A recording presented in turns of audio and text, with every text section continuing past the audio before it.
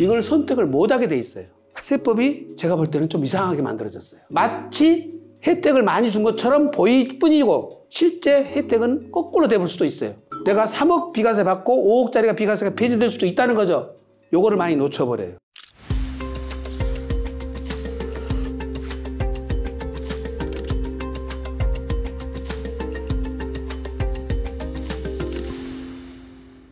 또 추가 질문.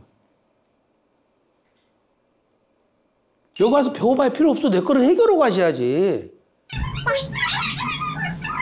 우리가 같이 공부를 해야 되니까 같이 공부를 좀 해볼게요. 복잡하게 막 질문해가지고 헷갈리시죠? 예, 헷갈리는데 그걸 정리를 해볼게요. 거주주택 비과세는 장기 임대주택을 보유한 상태에서 내가 살고 있는 집을 비과세를 해주는 거예요. 그때 이건 주택수에서 빼주는 거죠. 근데 임대주택 요건이 있어요. 이거는 장기 임대주택이어야 되고 2020년 7월 11일부터 2020년 8월 17일까지 이 기간 중에는 요 기간 중 8년이어야 되고요. 2020년 8월 18일부터 여기 때부터는 이후부터는 10년을 의무기간을 충족해야 돼요. 의무기간이 2020년 7월 10일까지는 5년이었어요. 그래서 기간별 의무임대기간이 달라요. 다르고 또 중요한 것은 임대 개시 당시 공시가액이 6억 원 이하여야 됩니다. 수도권 밖은 3억 원 이하여야 되고 그리고 2018년 9월 14일 이후에 취득한 거는 비과세는 가능한데 다주택 중과세, 종부세 합산 배제 혜택은 없어요. 대신 이후에 취득했더라도 여기 비과세 혜택은 여전히 주는 거예요. 거기다 제일 중요한 것이 세 가지가 있어요. 구청에 등록을 해야 돼요. 임대 등록을. 세무서에 또 사업자 등록을 해야 돼요. 통상적으로 구청에 등록하면서 세무서 등록 요청을 같이 요즘 다 시켜주죠. 그리고 제일 중요한 거는 상한율 5%를 지켜야 됩니다. 이 상한율 5%를 중간에 안 지키면 탈락이에요. 빼고 계산해 준 것이 아니에요. 탈락돼 버려요. 이거 굉장히 중요한 거예요. 그래서 이 요건을 다 충족을 한 임대주택을 보유한 상태에서 이 거주주택을 양도했을 때 이게 주택수에서 제외시켜 주는데 요거는 거주주택은 2년 이상 거주를 해야 돼요. 옛날에는 한 채만 비과세 해준다고 돼 있는데 이번에 이제 임대주택이 6년짜리가 들어오죠. 장기 6년짜리로 바퀴가 들어오는데 올해 25년 6월 4일부터 들어와요. 지금 제정된 법령에서는 이제 앞으로 거주주택은 계속적으로 비과세를 해주겠다. 근데 그거는 꼬임이에요.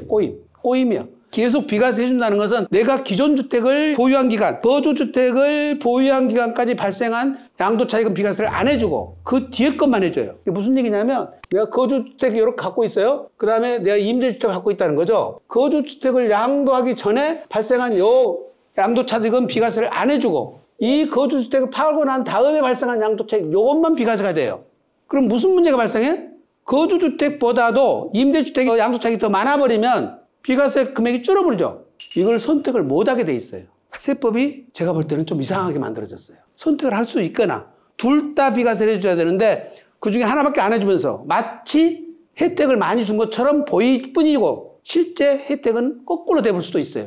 내가 3억 비과세 받고 5억짜리가 비과세가 폐지될 수도 있다는 거죠.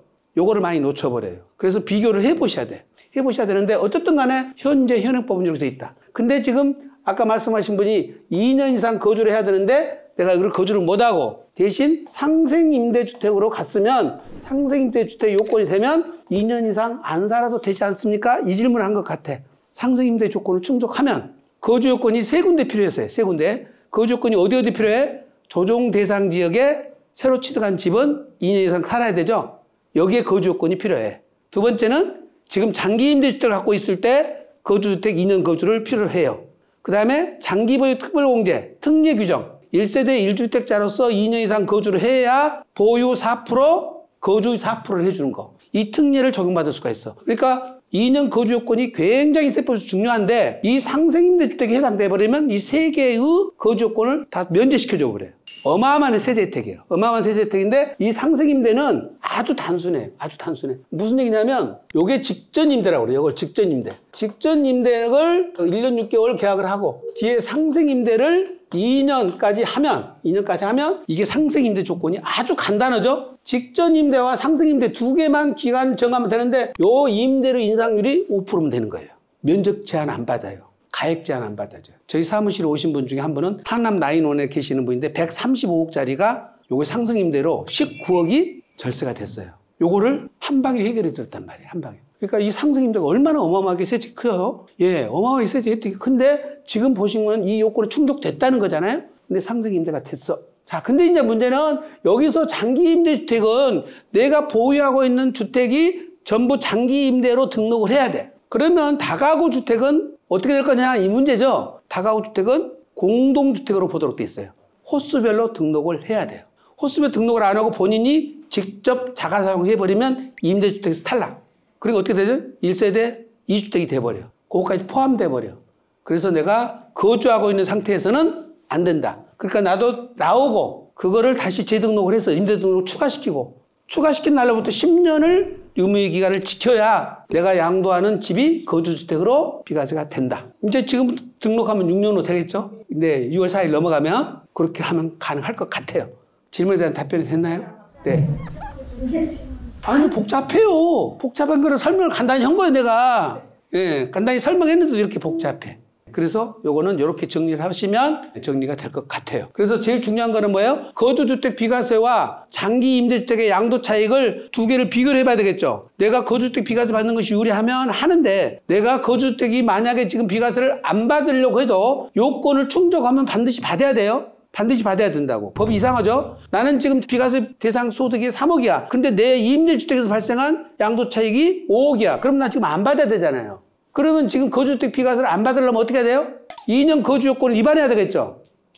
5%를 위반해야 되겠죠? 더 올려버려야 되겠죠? 그 다음에 구청의 임대 등록을 없애버려야 되겠죠? 이건 다 과태료 부가징수 대상이에요. 그걸로 그럼 3천만 원 또 과태료 먹으니까 어떻게 돼? 세무서의 사업자 등록을 없애버리거나 오피스텔 같은 거 전세 끼고 한 3, 4천만 원짜리 줘가지고 두 채를 사버리는 거죠. 일반 주택을. 하나 사면 일시적 1세 주택이 돼볼 수가 있어요? 3주택을 내가 만들어버리는 거예요. 그래서 비과세를 배제받고, 과세 받고, 그 다음 거를 내가 비과세를 받는 것이 유리해야 돼요. 지금 꼭 기억을 하셔야 됩니다. 장기임대주택 등록하신 분들은 무조건 유리하지 않다. 무조건 유리하지 않다. 정책하시는 분한테 제가 늘 말씀드려요. 국가에서 가장 중요한 거는 국방도 중요하고 치안도 중요하지만 국민들한테 받는 신뢰가 더 중요합니다. 신뢰가 더 중요해요. 근데 우리 임대사업자에 대해서, 주택임대사업자에 대해서 어떻게 했어요? 어떻게 했어요? 어떤 분, 저희 사무실 오신 분 중에 주임사 등록을 400채 하신 분이 있었어요. 왜요? 국가에서 3억 이하짜리는 재산세도 안 매겠죠. 종부세 안 매겠죠. 종합소득세 안 매겠죠. 그러니까 400채를 산 거예요. 갭 투자를 해가지고. 근데 어느 날 단기를 다 말소시켰어. 2020년도 말소시켜버리면서 바로 종부세가 떨어졌어. 그럼 종부세 낼 수 있어요, 그 사람이? 낼 수 있냐고요. 지금 3억 이하짜리인데 시세는 4억 간다고 쳐. 4억 가면 400채라고 해서 말은 1600억이죠. 1600억인데 전세 빼고 대출 빼고 나면 돈은 얼만데. 근데 거기에 600억이라고 치면 그때 중과세율이 6%에서 6%. 36억이 나온다니까. 1년에 36억을 어떤 수로 내냐고 이거를. 국가에서 허락해서 해놓고는 어느 날 갑자기 사다리 치워버리면 떨어지는 순간 다리 부러지고 너 죽으라는 거잖아요. 그거를. 유예기준도 안 줘버리고. 그런 경험을 겪었잖아요. 그래서 지금 와가지고 이제 6년 와서 한다? 하시겠어요? 안 한다니까. 정부 정책자들이 정말 국민을 무섭게 아셔야 되고 국민들한테 한번 약속했으면 그건 지켰어야 된다고 그때. 그 이후에 등록한 사람들은 세제혜택을 안 주는 것은 맞아요. 근데 이미 등록을 했던 사람들을 왜 갖다 자동 말소시키고 그러면 선택을 해서 그 사람들 최소한대로 4년 후 6년 후 출고할 수 있는 전략을 마련해 줬어야지. 법을 만들 수 있는 권한이 있다고 그렇게 법을 만들면 절대 안 돼요. 이거는 조폭보다 못하는 법이에요. 그때 법을 입법했던 사람들은 정말 반성해야 됩니다. 지금 이거 임대사업자 등록 나오니까 국민들이 여러분 관심이 있어 보여요? 여러분 주변에 관심 보여요? 욕만 하죠? 언제는 국가에서 우리 보고 해라해놓고 했더니 이제 와서 또 투기꾼 취급하고. 응? 정말 입법하시는 분들은 절대 이렇게 입법을 하시면 안 돼요. 그래서 저는 제가 국회의원 되시는 분들한테 내가 만나서 얘기를 하는데 그분들이 이 국민들의 아픔을 잘 몰라요. 이게 다 한 사람은 정말 그분 같은 경우는 400채 갖고 있었던 아까 그분은 정말 자살할 생각까지 했었어요. 어떻게 생각을 당하냐고 그거를. 그리고 국가에 대한 배신감이 얼마나 크겠냐고. 그래서 여러분들 주택임대사업자 등록할 때는 신중히 하셔야 돼요. 언제 정책이 어떻게 바뀔지 몰라요. 또 질문.